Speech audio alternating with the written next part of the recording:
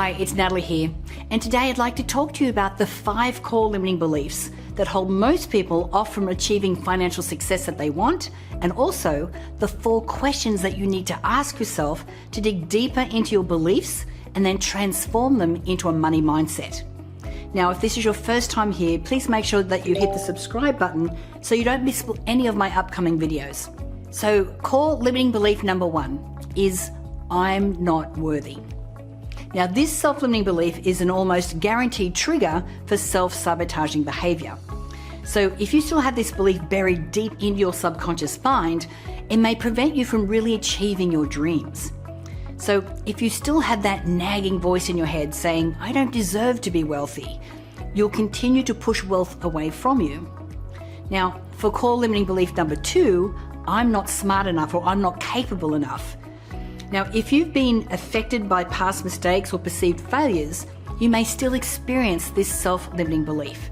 So for instance, if in the past you took a risk and it hurt you financially, you may doubt your capabilities to succeed in the here and now. Now, the trauma of that past mistake stays with you, and your brain will do its best to protect you from any similar future pain. Now, you may sabotage your new chances of a new job, a new project, or even a new experience that may remind you of your past mistake.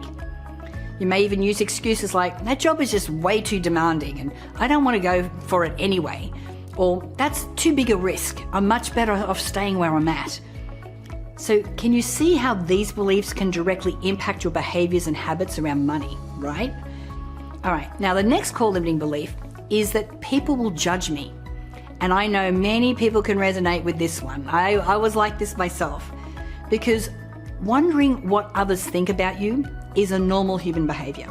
We all do it from time to time. However, this thought becomes a debilitating limiting belief when you place unnecessary amount of value on what other people's opinions of you are, which stops you from going after your dreams and living your life to the fullest.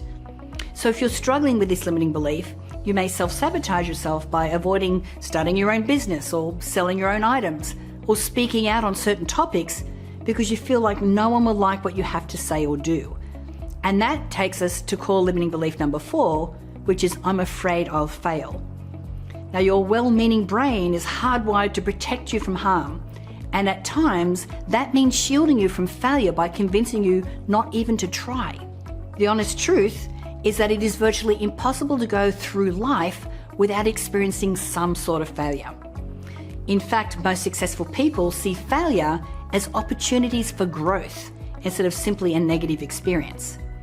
Now, this view allows them to try again and again until they succeed. So if you have this core limiting belief, you may self-sabotage yourself by staying in the same job instead of starting your own business, or not asking for a raise, or avoiding opportunities for wealth altogether. And then the last core limiting belief, number 5, is that it's too late for me. So if you often say that it's too late to pursue your dreams, then recognize that age isn't the real limiting factor here. Your belief is a limiting factor. Now, if you often say that it's too late to pursue your dreams, then recognize that age isn't the real limiting factor here. Your belief that it's a limiting factor is the limiting factor. Now, some examples of limiting beliefs rooted in it's too late for me are things like, at this age, I should stop hoping for so much. Or I've struggled with money for years and nothing will ever change. These thoughts connected to this core limiting belief are sure to cause severe self-sabotage if you're not aware of them.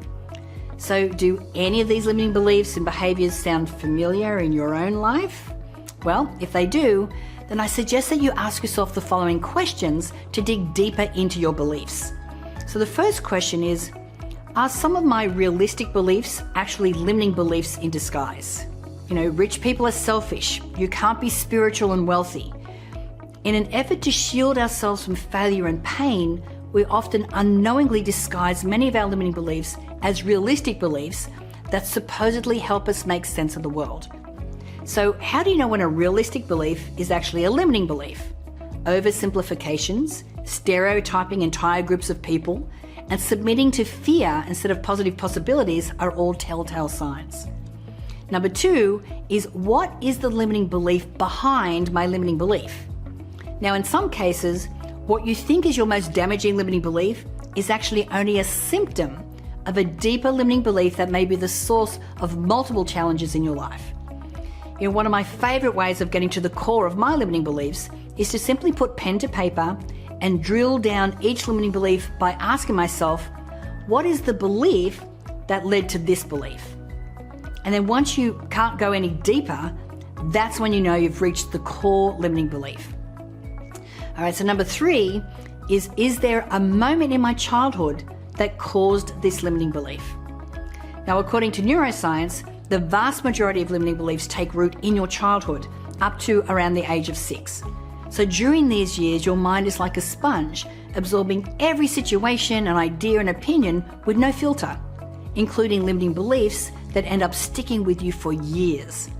So by revisiting your childhood and speaking to your parents or your family members, mentors, and childhood friends, you may be able to pinpoint certain hurtful events, misunderstandings, or unresolved conflicts that birthed your limiting beliefs.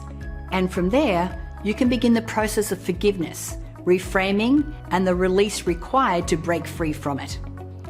Okay, question number 4 is, what else is possible for me? Limiting beliefs don't just crush your existing hopes and dreams, they also hold you back from visualizing exciting new goals and possibilities, and even from recognizing opportunities that are sitting right in front of you. So the next time you meditate or visualize, allow yourself to think of what your soul would adore to experience if money, time, and talent were no issue, no matter how absurd these mental issues might seem in that moment. So do this often enough, and you may begin to realize that new pathways are forming where previously there were none, allowing you to move closer to what you once considered was impossible. Now, if you want to learn more about your limiting beliefs, then I have a really fun free gift for you before I go. It's a very accurate 30-second quiz that uncovers your number 1 subconscious limiting belief that's quietly sabotaging your success and abundance.